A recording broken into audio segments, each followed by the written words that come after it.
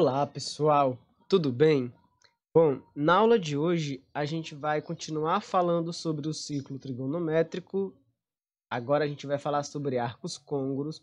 É interessante que você tenha assistido a aula 1 antes de assistir essa aula. Então eu vou estar deixando em alguma parte aqui da tela o link para a aula 1 para que você possa assistir, para que a sua compreensão sobre arcos côngruos seja melhor.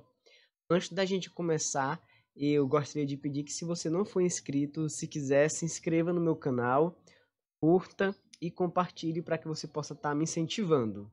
Bom, vamos então para o nosso assunto. Arcos côngruos, definição. Arcos côngruos são arcos que estão posicionados em um mesmo ponto do ciclo trigonométrico, ou seja, são arcos que têm a mesma extremidade. Vejamos aqui o ciclo trigonométrico. Bom, na outra aula, quando a gente falou do ciclo trigonométrico, a gente tratou da construção do ciclo trigonométrico. Identificamos que os arcos dos quadrantes eles eram simétricos em relação ao eixo Y e ao eixo X. Também falamos de unidade de medidas, de graus e de radianos, bem como fizemos transformação de graus para radianos e de radianos para grau. Agora a gente vai falar de ângulos que são maiores que 360 graus, de arcos que são maiores que 360 graus. E é para esses arcos que começa a existir a definição de arcos côngruos. Veja só, uma volta só cabe de 0 graus até 360 graus. O que não significa que ângulos maiores que 360 graus não possam ser marcados no ciclo trigonométrico. Eles podem. Só que se eu der mais de uma volta no ciclo trigonométrico, eu vou acabar passando por pontos que eu já tinha passado na primeira volta. Então, quando eu quiser colocar, por exemplo, um arco de 90 graus nesse ciclo, de 390 graus nesse ciclo trigonométrico, bom, o que eu vou precisar fazer é dar uma volta, depois andar mais 30 graus. Então, o que eu vou ter aqui é o arco de 390 graus. Eu dou uma volta no ciclo trigonométrico e subo mais 30. Tem um arco de 390 graus. Embora pare em cima de 30, pela quantidade de voltas que eu dei, esse é o arco de 390 graus. Então, dessa forma, a gente diz que o 390 graus e o 30 são arcos côngruos, porque eles param no mesmo ponto, eles param numa mesma extremidade. Outro exemplo, o arco de 750 graus. Bom, para que eu possa obter 750 graus, para que eu possa marcar os 750 graus, eu tenho que dar duas voltas na circunferência, no ciclo trigonométrico. Por quê? Porque com duas voltas eu já tenho 720. E aí eu somo mais 30 graus para obter os 750. Então, 750 e 30 graus também são côngruos, o que faz 390 graus também um arco côngruo de 750 graus. Por exemplo, mais um exemplo aqui, o ângulo de 405 graus. Para eu obter 405 graus, eu preciso dar uma volta no ciclo trigonométrico e adicionar mais 45 graus. Significa dizer que 405 graus e 45 graus são arcos côngruos. São arcos que vão parar no mesmo ponto, são arcos que vão ter a mesma extremidade. Eu vou dar uma volta no ciclo trigonométrico e vou andar mais 45 graus. Marca o ponto em cima do 45. Outro exemplo, um arco de 780 graus. Eu vou precisar dar duas voltas na circunferência. Aqui eu já vou ter 720 graus. Depois eu somo mais 60 graus. Significa dizer que 780 graus e 60 graus são arcos côngruos, têm mesma extremidade. Resumindo, não importa quantas voltas são dadas no ciclo trigonométrico. Se eu der 15 voltas e somar 30 graus, eu vou obter um arco que é côngruo a 30, que para em cima do 30. Outro exemplo, 3.660 graus. O arco de 3.660 graus, ele é equivalente a 10 voltas no ciclo trigonométrico e somar mais 60. Ou seja, 60 graus é côngruo a 3.660 e é côngruo a 780 graus, porque todos param em cima dos 60, todos têm a mesma extremidade em se tratando da primeira volta no ciclo trigonométrico, em se tratando da primeira determinação positiva do ciclo trigonométrico. Dessa forma, eu posso escrever uma expressão que represente todos os arcos côngruos a um determinado ângulo dado. Então, a gente pode até escrever isso de uma forma genérica, é o que a gente vai fazer agora. Então, determinando arcos côngruos de um ângulo alfa, de um determinado ângulo dado.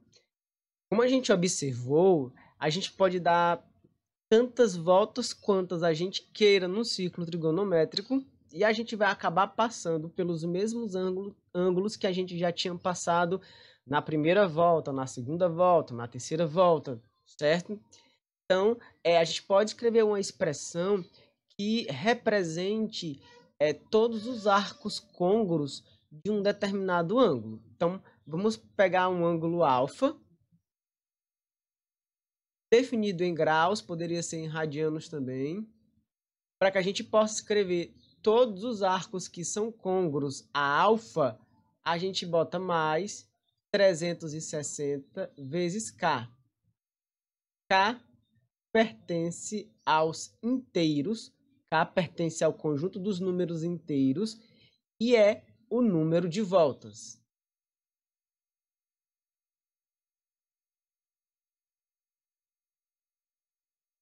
Ou seja, se eu der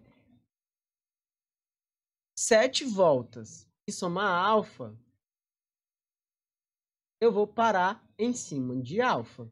Então, eu vou ter um arco que é côngruo a alfa. Se eu der 10 voltas e somar alfa, eu também vou parar em cima de alfa. Então, vou ter um arco côngruo a alfa. Então, eu posso escrever os arcos côngruos de qualquer ângulo. Por exemplo, se eu pegar o ângulo de 60 graus,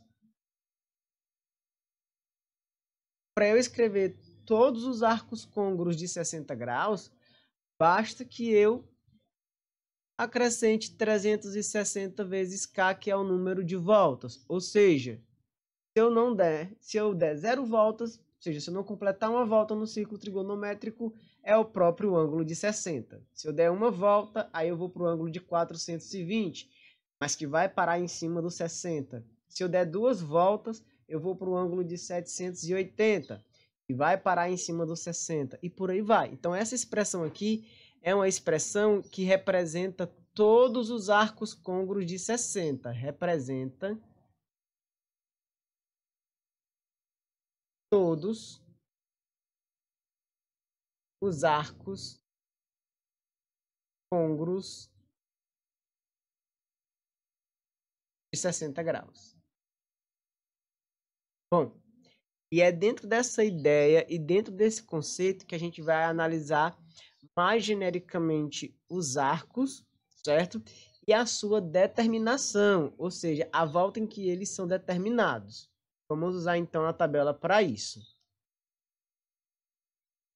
Temos então aqui essa tabela, onde a gente tem o número de voltas, ângulo, e aí esse ângulo pode estar em grau ou radiano, e a sua determinação. Por exemplo, se não for dado nenhuma volta no ciclo trigonométrico, ou seja, se o K for 0, você tem o próprio ângulo alfa, seja ele em grau ou radiano. Como ainda está na primeira volta, não se completou a volta, porque K é 0, então você tem um ângulo da primeira determinação positiva. Agora, se você der uma volta no ciclo trigonométrico, você dá uma volta, soma alfa, ou seja, você para em cima de alfa, você vai ter um arco côngruo a alfa, dá uma volta, soma alfa, você vai ter um arco côngruo a alfa, certo? Você pode representar essa volta em radianos também. Só que esse ângulo aqui, ele vai estar na segunda determinação positiva. Por quê? Porque já vai ter completado uma volta e ele vai estar dentro da segunda volta quando ele for marcar o próximo ângulo. Se ele der 2 voltas e somar alfa, vai parar em cima de alfa, só que ele vai ser determinado não na segunda determinação positiva, mas dentro da terceira determinação positiva. E se ele der 3 voltas, somar alfa, você vai ter um arco côngruo a alfa. Como ele deu 3 voltas completas, é porque o próximo ângulo vai ser marcado na quarta determinação positiva. Então a gente pode pensar isso aqui de um jeito mais genérico. Se eu tiver um número k de voltas, então, para ser côngruo a alfa, eu vou ter k, eu vou ter alfa mais 360 vezes k. Pode ser em radiano também, certo? E a determinação para esse ângulo aqui, veja que a determinação do ângulo ela é sempre uma a mais da quantidade de voltas que ele dá no ciclo trigonométrico. Ou seja, se esse ângulo ele dá k voltas, é porque a determinação dele é k mais 1 ésima determinação positiva. Bom, o que seria ser uma determinação positiva? Bom, a determinação é positiva ou negativa dependendo de como você está andando no ciclo trigonométrico. Ou seja, qual é o sentido que você está determinando os arcos no ciclo trigonométrico. Se você determinou os arcos no sentido que a gente costuma determinar sempre, nesse sentido anti-horário, então as suas determinações serão sempre positivas.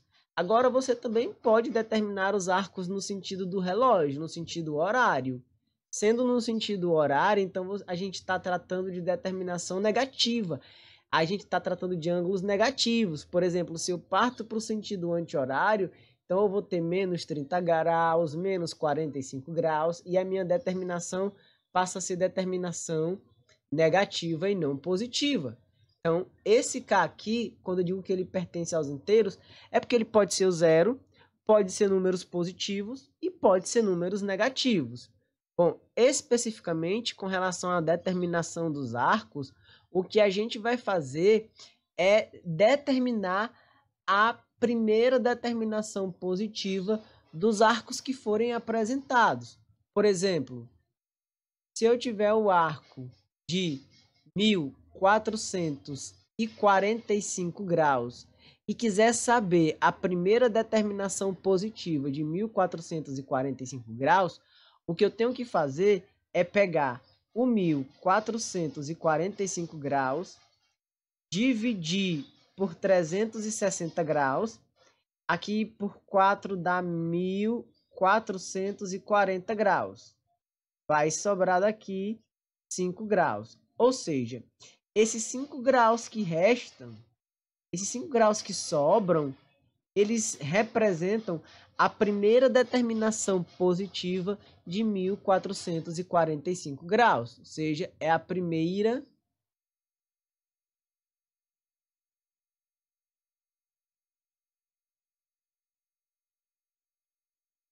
positiva. Ou seja, 5 graus e 1445 graus são arcos que são côngruos. Então, para a gente fixar melhor o conceito de arcos côngruos, a definição de arcos côngruos, nós faremos 2 exemplos, 2 exercícios para que a gente possa fixar melhor o que a gente abordou hoje nessa aula. Vamos então fazer os 2 exemplos. Temos aqui o primeiro exemplo, que pede nesse exemplo para ser feito. Escreva uma expressão que represente todos os arcos côngruos a 14.520 graus. Bom, para fazer isso, a gente primeiro precisa saber qual é a primeira determinação positiva de 14.525 graus. Então, para a gente determinar, para a gente calcular a primeira determinação positiva, a gente vai dividir 14.525 graus por 360. Então, 14.000 525 graus dividido por 360 graus.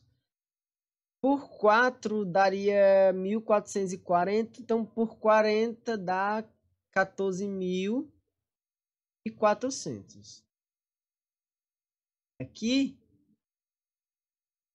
sobram 125 graus, ou seja, os 125 graus é um arco côngruo de 14.525 graus. Ele é a primeira determinação positiva. Então, a gente vai utilizá-lo para escrever todos os arcos côngruos a 14.525 graus. Vai ser os 125 graus mais 360 graus vezes K, e esse K pertence ao conjunto dos inteiros. Veja bem, eu usei o 360 graus vezes K porque eu estou trabalhando com ângulo em graus. Se eu estivesse trabalhando com ângulo em radianos, ao invés de ter o 360 graus aqui, eu teria 2π. Bem, então é isso.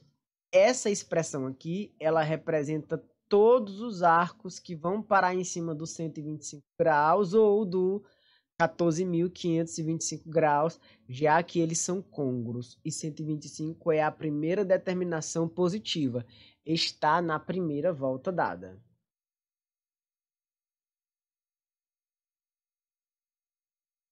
O segundo exemplo vai trabalhar com o ângulo em radianos. Diz o seguinte: a expressão geral de todos os arcos côngruos a 19π/3 corresponde a... Veja só, você não precisa pegar um ângulo que está em radianos, colocar ele em graus e depois dividir por 360 para que você possa descobrir o arco côngruo dele. Você não precisa fazer isso. Basta você pegar esse ângulo que está em radianos e quebrar ele em 2. Se for uma fração, você quebra ele de forma que na segunda fração o numerador seja divisível pelo denominador. Como assim? Eu posso, por exemplo, pegar o ângulo de 19π/3 e escrever da seguinte forma: 7π/3 mais, eu já tenho 7, para fechar os 19 faltam 12. 12π/3 seria uma outra forma de escrever 19π/3. Ou ainda poderia escrever assim: 19π/3 é igual a π/3 mais 18π/3. Certo? Isso já é um outro jeito da gente escrever. Veja que daqui eu divido, certo? Então, o que eu vou obter aqui é o seguinte: 19π/3 é igual a π/3 mais 6π. E aí, atenção para esse 6π. Por quê? O que significa? Significa dizer que 6π é 3 vezes o 2π. Ou seja, esse 3 está no lugar do K. Significa dizer que o 19π é o π/3 é um arco côngruo a π/3. Dá 3 voltas e soma π/3, você vai ter o 19π/3. Então, esses dois arcos aqui, eles são côngruos. E o π/3 é da primeira determinação positiva.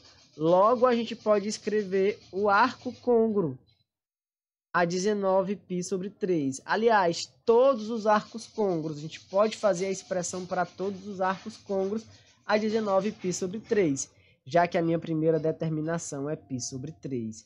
Então, todos os arcos côngruos serão π/3 mais 2K π, onde K é o número de voltas.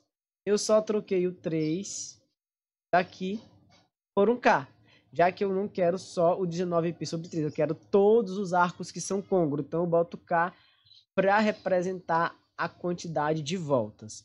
Bom, a aula de hoje é isso.